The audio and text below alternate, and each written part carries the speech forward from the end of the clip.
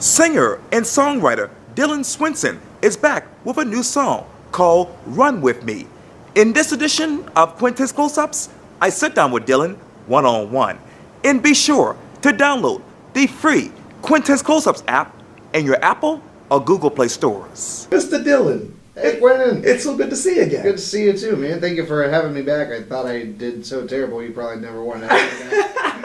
No, you are an institution in this community. We thank you for your service as well. Service included like just shouting nonsense, then I'll take it. Well, you're providing music, and that's stress relief for some people, you know what I mean? Oh, absolutely. Yeah, man. Appreciate that. Oh, anytime. And I want to take it back because it was February 26th when you released your new song. 27th. Pardon me, I forgot about that. No worries. Run With Me. Run With Me. Yes. From what I understand, that came about because you've seen a lot of change on King Street, particularly at nights. Absolutely. Even from when I was in college, I was just like going down King Street with some friends, just looking for some good imagery, and we noticed that especially on Friday and Saturday nights, that it got even more crazier. There's more people outside in the bars. There were more people carrying shoes. Oh, yeah. And I was like, wow, something like that. And then like years later down the road, it was like the inspiration for this song. Just thinking like all the people out in King Street, they have good jobs. Yeah. They work hard to make it. So this could most likely be the one night out of the week that they have to just forget everything that's troubling them, all their stress, all their obstacles in life, and just have fun. And it's just one of my attempts to make like a poppier song, but in my style. What is the biggest difference between this song and the first song in your mind? Well, like the very first song that I released back in 2015, big difference is like 2015 it was more home studio recorded, so it was like demo-ish. Right. And then in style, like it was the first song, it was very much like acoustic based. It was acoustic based, and it was more like emotional and indie. This one is just like more energetic, like in your face, just like make you want to move, make you want to just be alive, be in the moment. That's at least what I describe. Is that how you describe yourself in this song? Yeah, I would. I mean, like when people read the title "Run With Me," and then they take a look at me, they'll just laugh and like, you look like you haven't ran in your life. No. You're good. Yeah, but I feel like I want to the majority of my song, I want to present an upbeat song that'll basically just catch on, that people will want to pay attention to, just like get people's interest enough to be like, well, let's hear them out. Yeah. And obviously you're going to be running to a lot of places along the Southeast. Yes. What will be your favorite city and why in your mind? Oh, well, I think, obviously Charleston, because that's his home base, but I am very much looking forward to going to Atlanta next week. We're going to be at Smith's Old Bar, and I'm just very excited because I love going to Atlanta. It's like a huge concrete jungle. It's so big, it makes you feel so small. There's so many skyscrapers. Right. It's like anywhere you go in Atlanta, it's a huge adventure.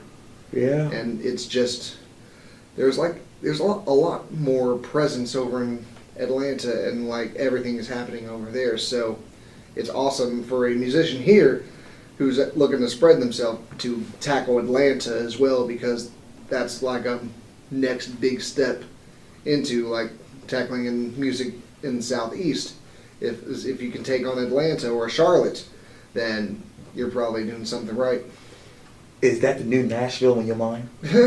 Well, I don't think I don't know if anybody's going to replace Nashville as the music city, but Atlanta is more of a place for like hip hop and urban stuff, and even some indie rock, with Athens, Georgia being the birthplace of REM, and then Decatur being the birthplace of Indigo Girls. Right.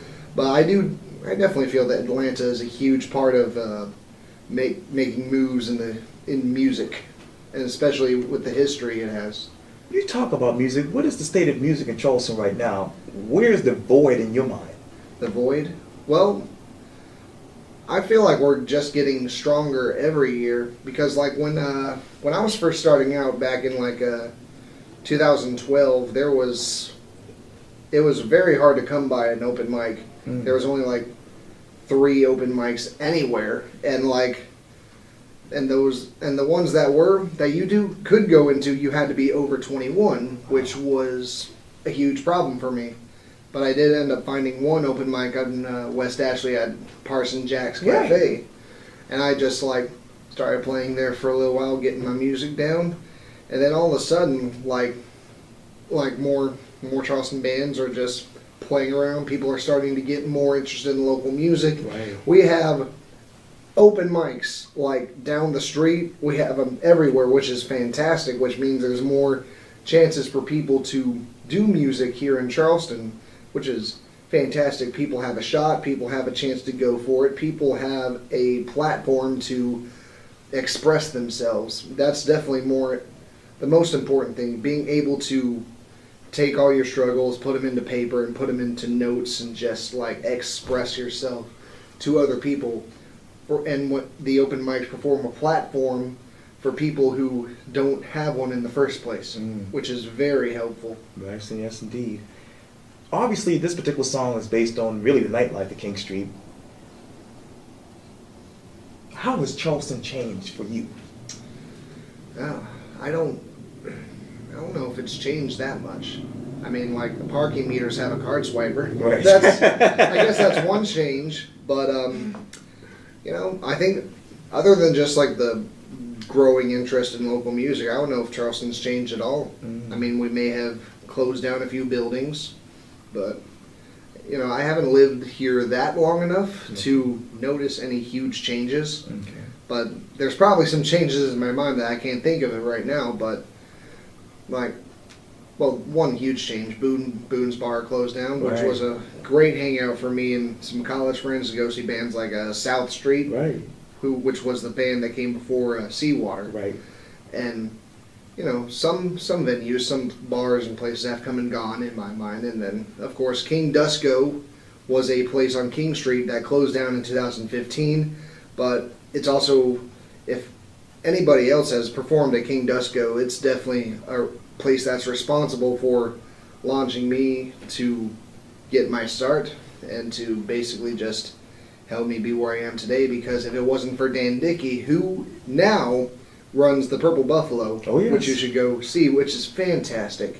Crazy Town actually just played there last week, so I can't believe that's got to be like, dude, I just had a show with Crazy Town. Right. But yeah, Dan Dickey, he when he had King Dusko, he allowed all artists to come together and just like play for each other in this nice, cozy vibe, this little coffee house drinking area, then like outside in the back patio.